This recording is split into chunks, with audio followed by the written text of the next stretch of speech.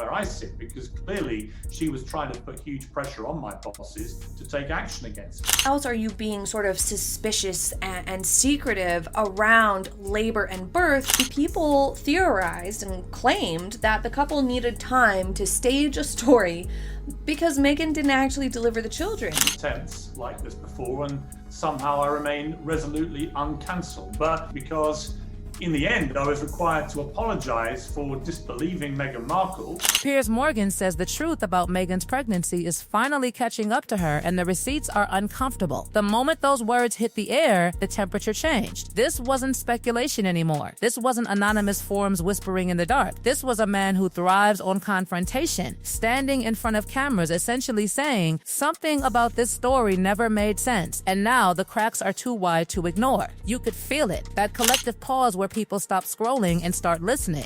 Because when someone like Piers says receipts, he doesn't mean vibes or feelings. He means dates. He means documents. He means timelines that refuse to behave. And suddenly, what had once been sold as a flawless fairy tale began to feel. Which is ironic, that you should be entitled not to believe somebody if you don't want to.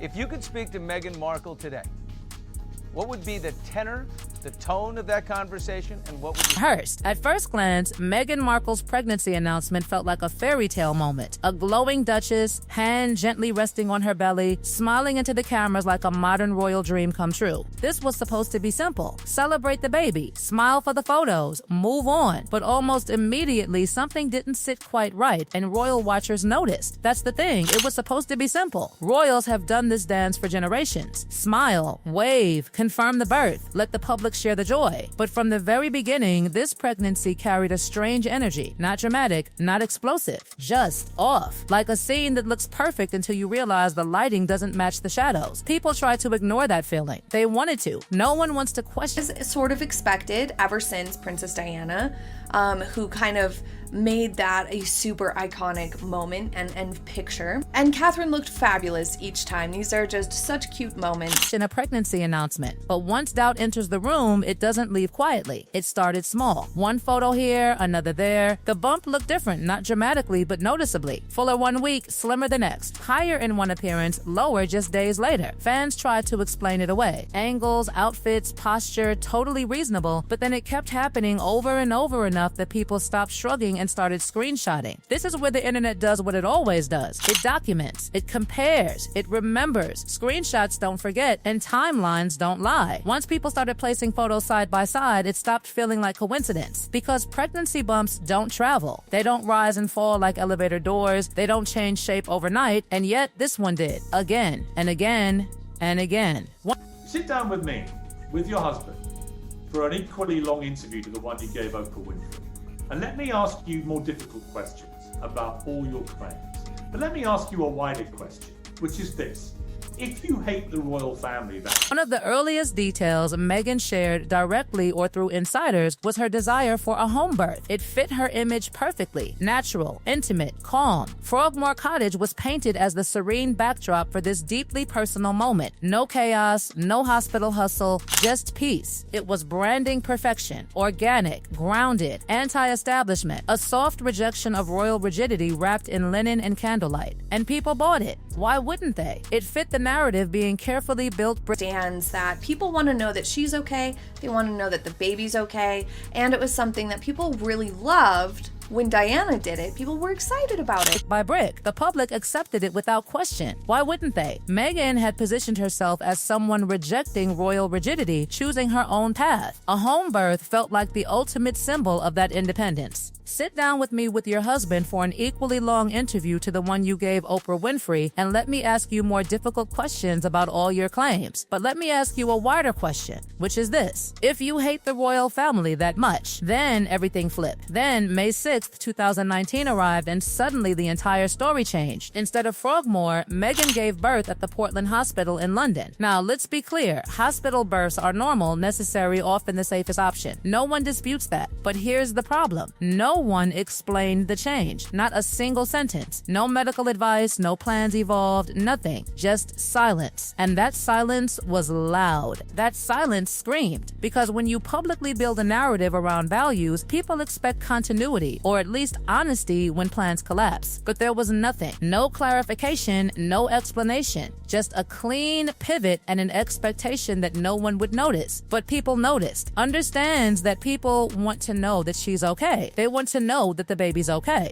And it was something that people really loved. When Diana did it, people were excited about it. When you build a narrative so publicly, especially one tied to values like privacy and natural living, people expect at least a brief acknowledgement when it collapses. But there wasn't one. The palace didn't clarify. Meghan didn't address it. The story simply pivoted overnight, and that pivot sent people backwards, not forwards. Rewatching, rereading, re-examining everything they'd already accepted. Why do you keep calling yourselves a Duke and Duchess of Sussex? Why? Why would you do that if it's not just to make millions and millions of dollars in playing the victim? Once the question started, they didn't stop. Because once trust fractures, every unanswered detail feels intentional. That sudden shift sent people digging backward, re-examining interviews, re-watching appearances, rereading statements. Because when one carefully constructed promise disappears without explanation, it makes people question how much of the story was ever solid to begin with. And this is where the bump became more than a bump. It became evidence. Once people started comparing photos side by side, the bump became the main character, and it was behaving oddly in one appearance. It was undeniable, heavy, round, cradled constantly. In others, days later, it appeared smaller, flatter, positioned differently. Movement changed too. One day, slow and guarded, another day, climbing stairs with ease. Pregnancy affects everyone differently,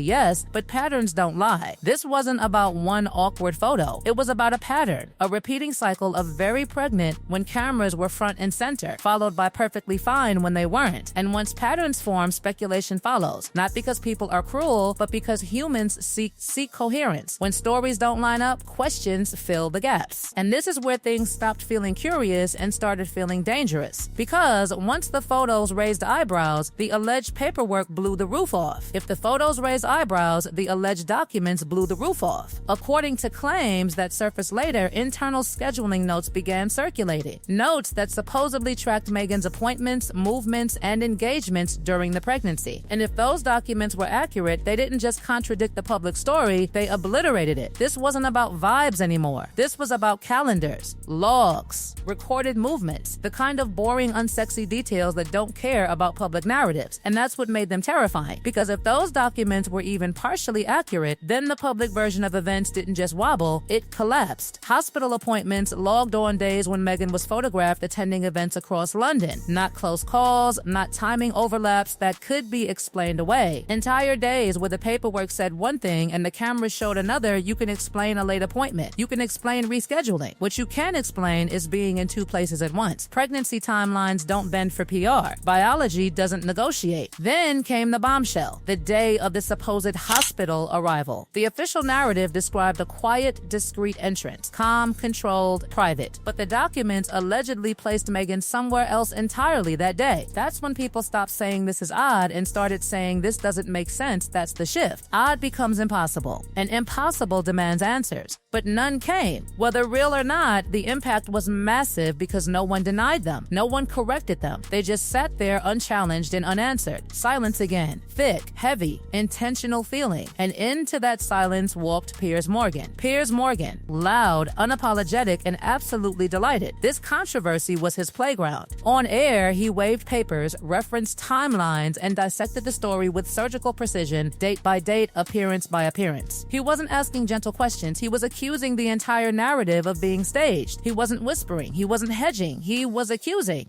And then he dropped what many consider his most explosive claim of all. Multiple versions of Archie's birth announcement were drafted before the baby was born. Different scripts, different details, different outcomes, all ready to go. Morgan framed it like this: who pre-writes motherhood like a PR rollout? That question landed like a grenade. Because pre-written announcements don't feel maternal. They feel corporate, strategic, controlled. It made people wonder if the pregnancy was lived or produced, and still nothing. Meghan and Harry didn't respond. No denial, no clarification. clarification, no pushback. And in gossip culture, silence isn't innocence, it's gasoline. Instead of extinguishing the fire, the silence fed it. Meghan later described her pregnancy as a lonely, emotionally draining period, marked by neglect from palace staff. She painted a picture of being isolated inside a cold, unfeeling institution, unsupported while carrying her first child under intense public pressure. That story hit hard. It always does. Vulnerability resonates. But then the alleged internal memos surfaced. These documents allegedly showed palace staff being instructed to accommodate every single request Meghan made. And immediately, not when possible, not within reason, immediately. That reframed everything. Because that's not abandonment, that's over-accommodation. Staff were reportedly rearranging schedules, canceling prior commitments, and even working double shifts to handle last-minute wardrobe changes and unscheduled demands right after birth. Suddenly, the narrative cracked. Not shattered, but cracked. And cracks spread. One of the most damaging claims involved meetings. According to the paperwork, Meghan declined several invitations to attend briefings or discussions, but later, those same absences were framed publicly as being excluded or shut out. Doors weren't closed, they were offered and allegedly ignored. Piers Morgan seized on this contradiction, repeatedly arguing that this wasn't oppression, it was indulgence. That argument changed public perception.